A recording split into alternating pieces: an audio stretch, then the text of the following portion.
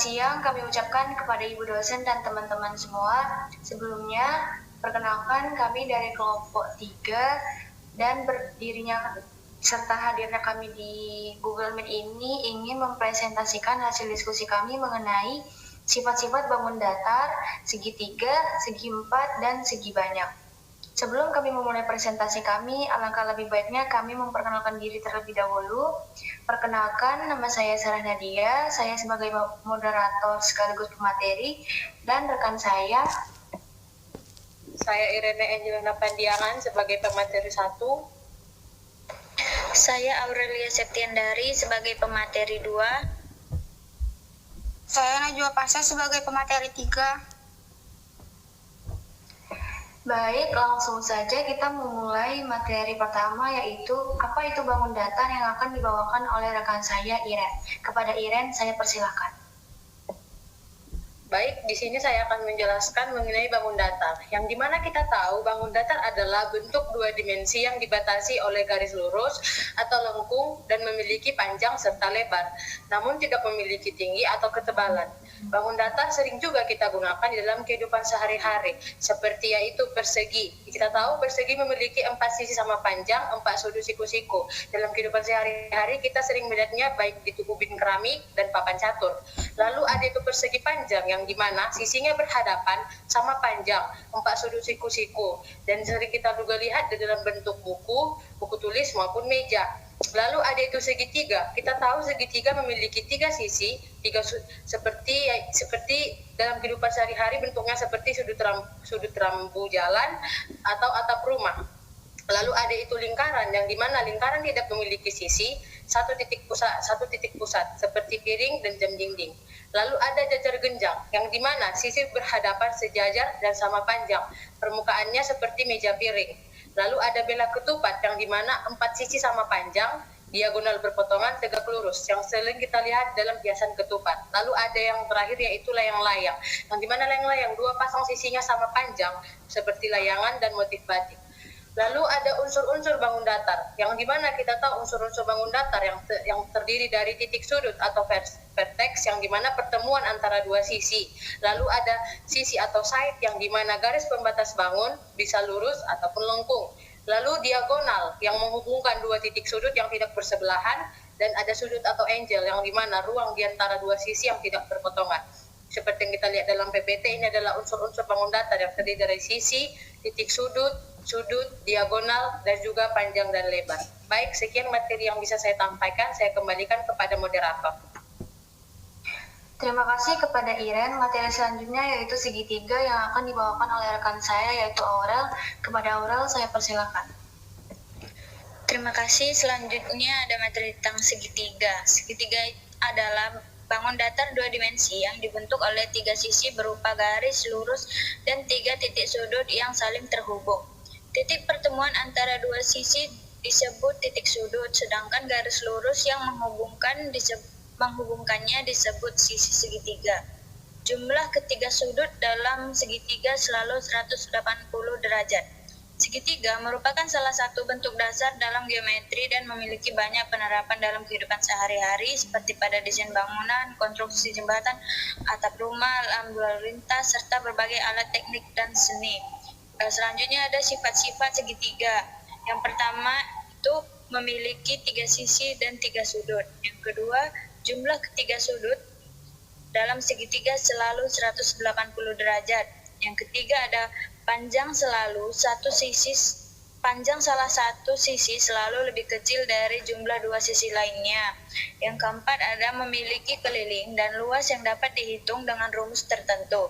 Yang kelima, dapat dibedakan berdasarkan panjang sisi-sisinya dan besar sudut-sudutnya. Yang keenam, memiliki titik berat, titik tinggi, titik bagi sudut, dan titik luar lingkaran yang dapat ditentukan dengan konsep geometri. Selanjutnya ada jenis-jenis segitiga. Berdasarkan panjang sisinya, yang pertama itu ada segitiga sama sisi. Ketiga sisinya sama panjang, ketiga sudutnya sama besar masing-masing 60 derajat, mempunyai simetri lipat sebanyak 3. Kedua itu ada segitiga sama kaki, memiliki 2 sisi yang sama panjang, 2 sudut di hadapan sisi yang sama panjang juga sama besar, memiliki 1 simetri lipat. Yang ketiga ada segitiga sembarang. Ketiga sisinya berbeda panjang, segitiga sudutnya berbeda besar, tidak memiliki simetri lipat. Selanjutnya ada berdasarkan besar sudutnya. Yang pertama ada segitiga siku-siku. Memiliki satu sudut 90 derajat. Dua sisi lainnya disebut kaki segitiga dan sisi di hadapan sudut siku-siku disebut hipotenusa. Yang kedua ada segitiga lancip. Ketiga sudutnya kurang dari 90 derajat. Dan yang ketiga ada segitiga tumpul. Memiliki satu sudut lebih dari 90 derajat, sedangkan dua sudut lainnya lancip. Sekian materi dari saya kembalikan ke moderator. Terima kasih kepada Aurel. Materi selanjutnya yaitu segi 4 yang akan dibawakan oleh rekan saya yaitu Nazwa. Pada Nazwa saya persilahkan. Terima kasih sebelumnya kepada moderator. Di sini saya akan membahas tentang bangun datar segi 4. Nah, segi 4 sendiri merupakan bangun datar 2 dimensi yang memiliki 4 sisi dan 4 sudut. Semua segi 4 memiliki jumlah sudut dalam sebesar 360 derajat dan ada berbagai jenis segi 4 seperti persegi, persegi panjang, jajar genjang, dan trapesium yang masing-masing memiliki sifat khusus. Nah, adapun sifat umum dari segi 4 itu yang pertama memiliki 4 sisi dan 4 sudut dan 4 titik sudut. Lalu yang kedua ada jumlah semua sudut dalam segi 4 itu sebesar 360 derajat. Nah, lalu ada masing-masing jenis segi 4 beserta sifat-sifat utamanya. Yang pertama ada persegi atau yang biasa disebut bujur sangkar. Persegi memiliki 4 sisi yang sama panjang dan 4 sudut siku-siku 90 derajat. Selain itu, dua diagonalnya sama panjang, saling berpotongan tegak lurus dan membagi dua sama panjang. Bangun persegi sering digunakan dalam kehidupan sehari-hari, contohnya ubin lantai, papan catur, ataupun kertas origami berbentuk kotak. Lalu yang kedua ada persegi panjang. Persegi panjang memiliki dua pasang sisi berhadapan yang sama panjang dan sejajar, serta semua sudutnya siku-siku sebesar 90 derajat. Diagonal pada persegi panjang sama panjang tetapi tidak saling tegak lurus. Contoh dari benda yang berbentuk persegi panjang itu seperti buku tulis, pintu, ataupun layar handphone. Lalu yang ketiga ada jajar genjang. Jajar genjang memiliki sisi berhadapan yang sejajar dan sama panjang, serta sudut berhadapan yang sama besar. Namun semua sudutnya tidak selalu siku-siku. Diagonal pada jajar genjang tidak sama panjang, tetapi saling membagi dua sama besar. Contohnya bisa dilihat pada bentuk atap rumah miring ataupun kain yang berpola miring. Lalu yang keempat ada belah ketupat. Belah ketupat memiliki semua sisi sama panjang, seperti persegi, tetapi sudut-sudutnya tidak semuanya siku-siku. Diagonalnya saling tegak lurus dan membagi dua sama besar, serta sudut berhadapan sama besar. Contoh benda yang berbentuk belah ketupat adalah hiasan ketupat ataupun bentuk layang-layang tradisional. Lalu yang kelima ada layang-layang. Layang-layang memiliki dua pasang sisi yang berdekatan sama panjang, bukan sisi berhadapan. Diagonalnya saling tegak lurus dan salah satu diagonal membagi diagonal lainnya menjadi dua bagian sama panjang. Selain itu, satu pasang sudut berhadapan juga sama besar. Contohnya itu tentu saja mainan layang-layang yang biasa diterbangkan oleh anak-anak. Lalu yang terakhir ada trapesium. Nah, trapesium adalah trapesium adalah segi 4 yang memiliki satu pasang sisi sejajar. Adapun 3 jenis trapesium, yang pertama yaitu trapesium sama kaki, yang mana kedua sisi miringnya sama panjang. Lalu yang kedua ada trapesium siku-siku yang memiliki satu sudut siku-siku. Dan yang terakhir ada trapesium sembarang yang mana semua sisinya berbeda panjang.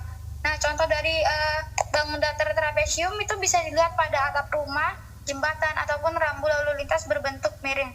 Sekian materi dari saya, selanjutnya akan saya serahkan kepada moderator. Baik, terima kasih kepada Nazwa yang sudah membacakan materi segi 4. Selanjutnya yaitu segi banyak atau disebut dengan poligon yang akan dibawakan oleh saya sendiri. Jadi, poligon adalah bangun datar 2 dimensi yang dibentuk oleh segmen garis lurus yang saling berhubungan end to end dan membentuk kurva tertutup mulai dan berakhir pada titik yang sama. Kemudian ada sifat sisi dan sudut poligon. Yang pertama, memiliki sisi poligon. Memiliki 3 sisi atau lebih yang saling terhubung dan membentuk bidang. Yang kedua, memiliki sudut. Setiap 2 sisi yang berpotongan membentuk sudut di titik sudut atau vertex. Yang ketiga, memiliki diagonal. Diagonal adalah garis yang menghubungkan dua titik sudut yang tidak berdekatan. Misalnya pada segi 4, ada dua diagonal. Yang keempat, memiliki simetri lipat dan simetri putar. Beberapa poligon, terutama poligon yang beraturan, memiliki sumbu simetri lipat dan pusat simetri putar. Kemudian, berdasarkan jumlah sisi, poligon terbagi menjadi 6. Yang pertama, 3 sisi disebut dengan segitiga atau triangle. Yang kedua, 4 sisi disebut dengan segi 4 atau quadrilateral. Yang ketiga, 5 sisi disebut dengan pentagon. Yang keempat, 6 sisi disebut dengan heksagon. Yang kelima, 7 sisi disebut dengan heptagon. Yang keenam, 8 sisi disebut oktagon.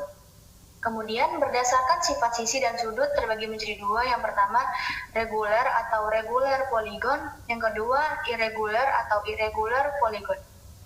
Dan yang terakhir, berdasarkan bentuk sudut atau konveksitas. Terbagi menjadi 2, yaitu convex atau convex polygon dan cekung atau concave polygon.